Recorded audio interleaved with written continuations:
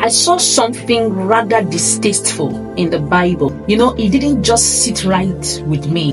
In Matthew 26, Peter blatantly denied Jesus, not once, but 3 times. Jesus had prayed for him beforehand. He was forgiven and restored. However, fast forward to Acts chapter 5, and this same Peter couldn't bring himself to extend even an ounce of that same grace to Ananias and Sapphira, who had committed a similar offense. Instead, Peter judged them so hard.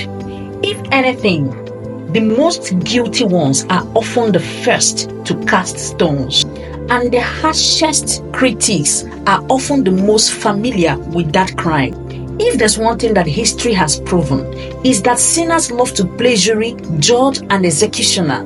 If you have truly dealt with your own weaknesses and failures, which by the way everyone has, you will not be so quick to judge others of theirs. Real self-awareness breeds compassion. Peter was the king of self-righteousness, impulsive behavior, and false humility. He was quick to draw his sword to defend Jesus, but was even quicker to deny Jesus when things got tough. He tried to rebuke Jesus for predicting his own death as if he was better or he knew better than the Messiah himself. He put on a false show of humility when he resisted Jesus from washing his feet.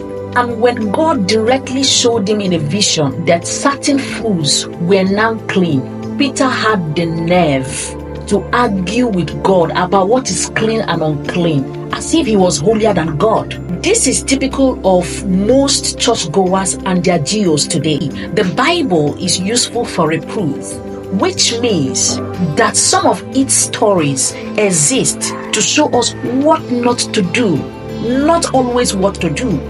The next time you read the Bible, remember, not everything in there is a God stamp of approval. Some actions are recorded as warnings, not as examples to follow. By the way, I want you to know that there is a difference between weakness and wickedness. I believe in forgiving weakness and showing empathy for weaknesses, but I do believe in punishing wickedness. The question now is, are you a Peter?